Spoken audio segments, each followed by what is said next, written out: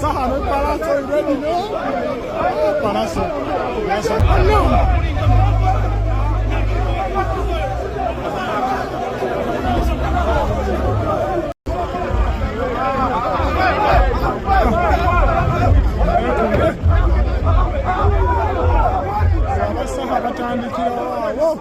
Saha no Pallaso ready no?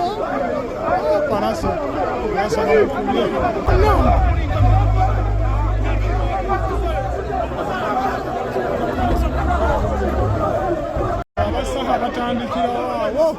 Saha no Pallaso ready no? Pallaso. Yes, no. Ekiro ekikeeseza olunaku lwa leero mu batumbi abamu mwe gye mwabadde nga mwebaze yazimba mwana mulenzi Pallaso wamu ne mwana mulenzi amanyiddwa nga Mansour Semanda King Saha babadde wakati nga buli mu kubeefuka oba okubeera nga bagenda maaso n'okuba nga bakubagana ne ssekukubagana yenna. Ekiro ekikeeseza olunaku olwaleero eggaali ya mwana mulenzi King Saha wamu n'eggaali ya Pallaso basisinkanye wakati nga King Saha abadde azze ku performinga nga ne Pallaso azze ku performinga gye bikkidde nga beekubyekubye ne ssekwekuba yenna. Okumanya okwekuba kuno okubadde kubi nnyo kuleetedde n'okubeera nga amasasi gakubwa mu bbanga. Ebibaddewo byonna bibaddewo ekiro ekikeeseza olunaku olwaleero wali ku Supremacy Lounge e Nankulabye. Ojja kujjukira King Saha atambula n'eggaali nnene, Pallaso naye atambula n'eggaali nnene nnyo ekitenkanika, ate nga kuliko abavubuka abalidde edire ebitagambika.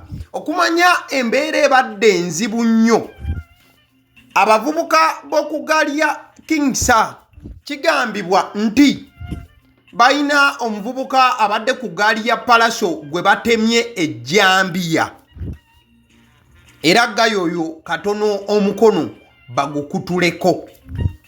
Yes, so gaya atemeddwa agenze n'ebisago eby'amaanyi ennyo nnyini ddala, and we are yet to get more information on his current situation oba nga bwali kati. Ngezezaako okubeera nga nsalaasalamu obuntu obumu mukwano gwange okusobola okubeera nga nkwewaza okubeera nga olaba ebintu ebijjudde okuyiwa omusaayi n'okwekubaakuba olw'ensonga nti mukutu guno kwe tuli mu kubaweerereza tegutera kubanga gukkiririzaamu nnyo okuteekayo obutambi bw'abantu abalwana n'okubeera nga beekubaakuba. Era Mukama nsaasire busaasizi vidiyo eno abasajja baleme kubeera nga bagijjayo olw'ensonga efaananako bw'etyo. Kati nno olunaku olwaleero mu kiro ekikeeseza olunaku olwaleero wakati King Saha ne Pallaso nga bamaze okuba nga bagwisanya bwenyi, njagadde nkutambuzeeko ebigere nkuzeeyoko emabega. Mwana mulenzi Pallaso oyo gye buvuddeko yavaayo n'atunnyonnyola n'agamba nti King Saha oyo gwe mulaba empalana tekoma kubeera mu kamwa. King Saha musajja mukambwe nnyo nnyo nnyo, asobola n'okubeera nga akuggyirayo ejjambiya n'agikuteeka mu maaso. Era Pallaso ajjukira olunaku King Saha lwe yali yeebagazza ejjambiya ajja amutemeeteme bufiifufi amulekaawo. Nze ne Saha ate kati kankubuulire, ffe nze ne Saha ate ye mukwano gwange nnyo, best friend wange oyo Saha. Naye tuyomba lumu kati tuyina twayimberako ewa Kamiliyoni oyo Saha omulaba nansikirayo ejjambiya. Ekyo kakubaka ngambi yagenda mu mmotoka nanzigirayo ejjambiya. Kati agenda okuweta ati n'ejjambiya ng'oyise emboozi agenda okuweta n'ejjambiya. Kamiliyoni alina amayinja ge yali yateeka ku nnyumba wa meetolo esekuku obubunja bwe babumbabumba obwetolofu n'ensooka mbuyoola n'embwala bwenti agenda okusanga nawe kati muganda wange bw'obuukaawo ekigere nawe butatuusa jjambiya eno wano kuba sirina kyakola okuleka okwetaasa naye ate munaye olwamalaawo Kamiliyoni najja ne mumubadde ki Saha nazayo ejjambiya mu motoka neza amanyasa ate ne twekubahaga ate twavaawo ffenna. Name was surviving much because it looks like Leon Island yalinga military base. Akira ebyo byonna Pallaso bye yali ayogerako bikolwa ebyaliwo mu mwaka gwa 2024.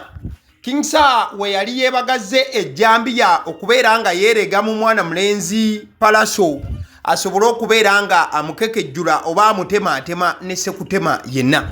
Wabula tuba tuli awo omwaka gwa 2024 Pallaso King Saha yali agenda okutemera Pallaso kati ate tuba tuli awo omwaka gwa 2025 2025 oyo gwe tukubye amabega mwana mulenzi Pallaso yayina ekivulu kye yali ategese mwana mulenzi King Saha yavaayo n'alaga kiri Pallaso kye yayogeddeko nti ba best friends.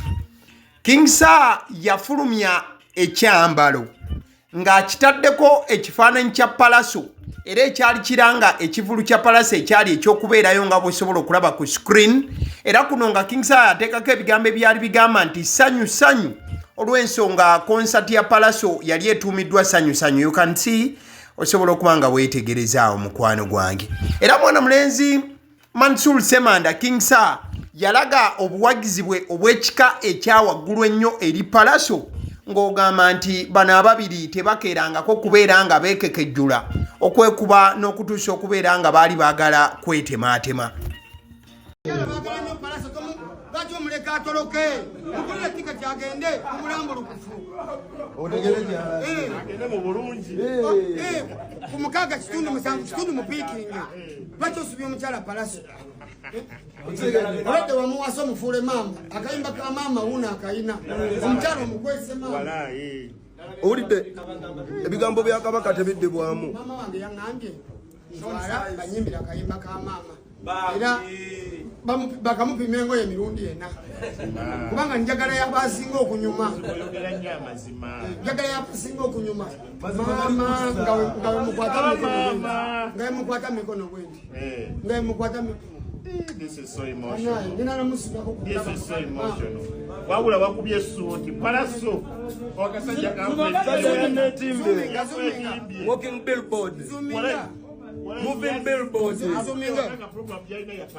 ono sponsor wange nti kusanyusanyu kwali kuba sponsor wali kambye kati omuyimbi omulala n'agiraba kati amaziga ogamanyi kale fennato twanekane oyo ye mwana mulenzi Mansour Semanda King Saha gye buvuddeko mu 2025 bwe yali alaga omukwano omuzibu ennyo eri mwana mulenzi Pallaso n'okubeera ng'ayimirira naye n'okubeera nti amulaga support ye kati nno olutalo olwabadde ku Supremacy Lounge olunaku olw'eggulo enankulabye okulwana wekwayatikidde wakati wa Pallaso ne King Saha mukwano gwange njagala okutegeeza nti tebyabadde bya lutalo okusooka kansooke nkutwaleko ko wano katono.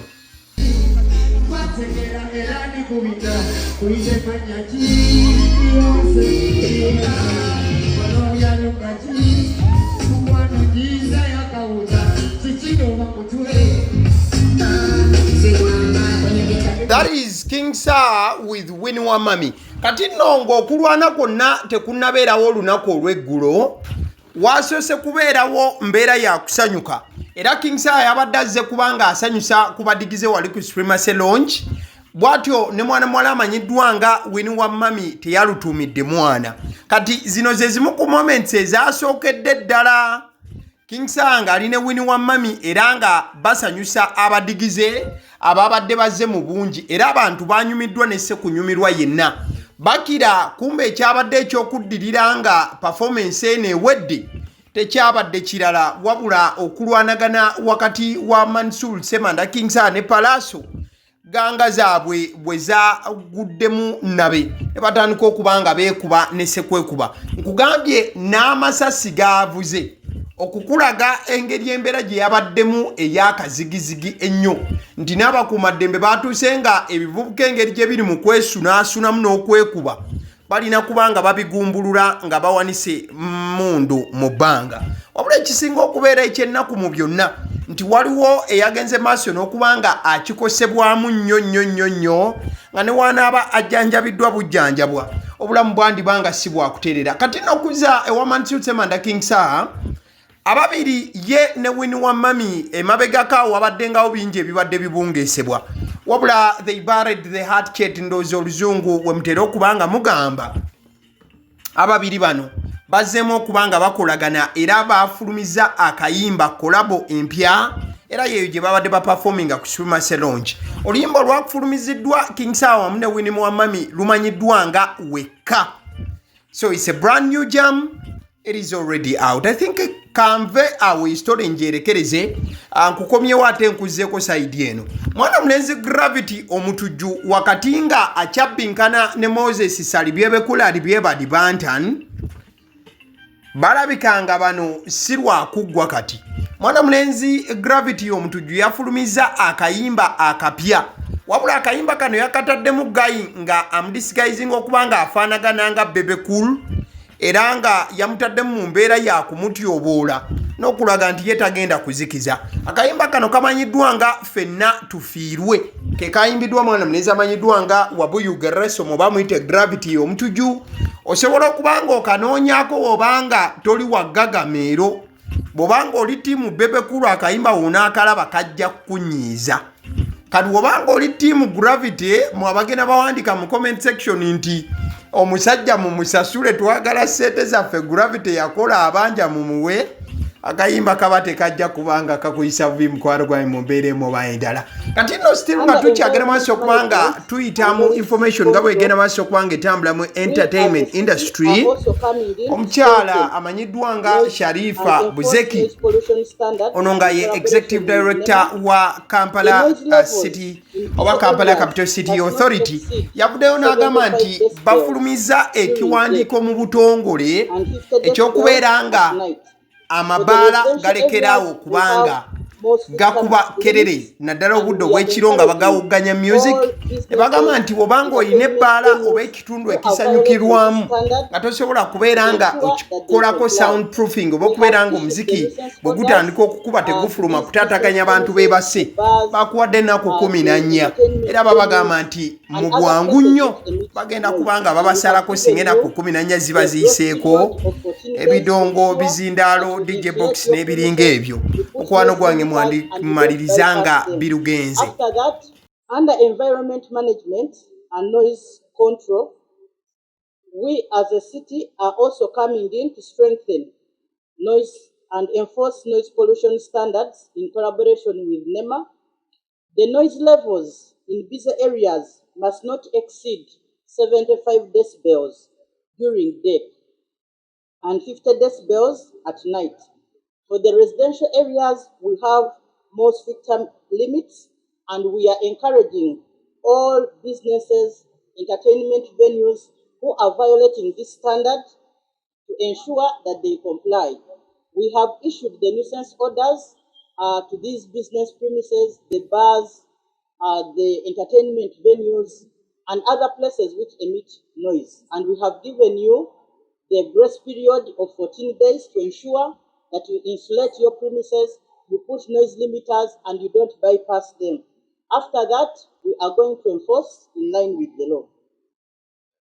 KCCA has also continued and will continue rescuing unattended 2 children from danger. These are the children you normally call street children, but for us, we say every child who comes to the city should be attended to, should be under the care of an adult. When we find any child on the street unattended to, we have a responsibility to rescue that child, and we will not hesitate to take them away. We have rescued and placed these children in accredited homes for counseling, skilling, and school enrollment. Some family members have come up to claim some children. We have verified them and given these children for family reunion. We have also had some of the children undertaken into community reintegration. In the past 3 months, we have intensified this operation. I'm happy to report that we have rescued 365 children. In these children, we have 163 boys and 202 girls. They have been taken to Masulita Children's Home for tracing their families, for treatment, and in some cases for antenatal care for children who have been subjected to early pregnancies. Gambo bya mchala Sharifa Buzeki Hajat Executive Director ngagamba nti bagenda kubanga bawowa bizindalo byaba abamabala abawuganya omuziki wano na wali wabula n'abaana b'oku nguudo bonna bagenda kukakasa nti babajjako. kati nno nga tukyagenda maaso n'okuba nga tutunulira ensonga za entertainment ekifaananyi kyogenda maaso n'okuba nga olaba eddakiika eno mukwano gwange ekifaananyi kya Shiba Karungi at the same time ng'ali ne Jeff Kiwa gye buvuddeko nga bakyagenda maaso n'okuba nti bakolagana wali mu TNS oba team no sleep ababiri bano bakyagenda maaso n'okuba nga bagugulana ku nsonga za copyright olw'ensonga nti Jeff Kiwa alabika nga takyayagala Shiba kukozesa muziki gwe yadde eddakiika emu oba omuziki ogwakubibwa ebiseera Shiba we yali ng'ali under TNS. In fact wabadde walina okubeerawo okusisinkana kwa bano mu mateeka wabula Shiba yawandiise n'agamba nti ye tagenda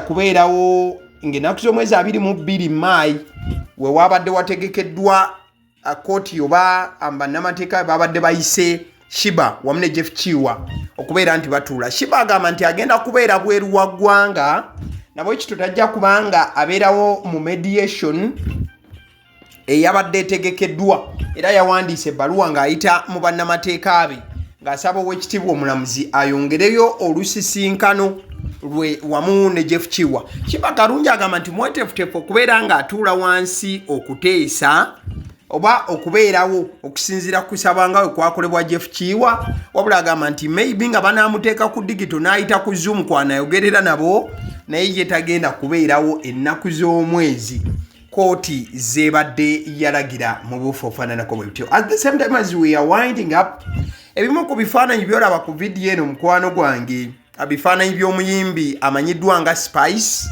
ono yatuuse dda mu ggwanga nyaffe Uganda.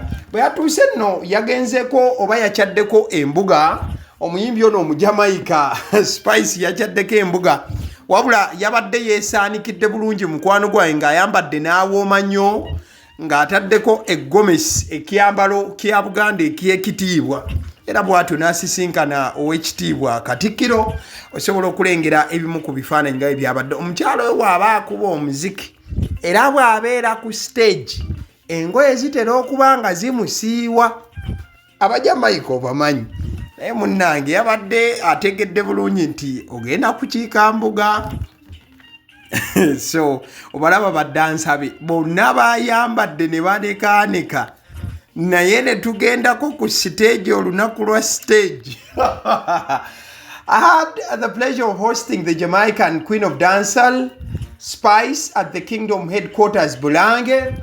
Her presence in Uganda is a powerful reminder of how global cultural icons can elevate our visibility on the world stage.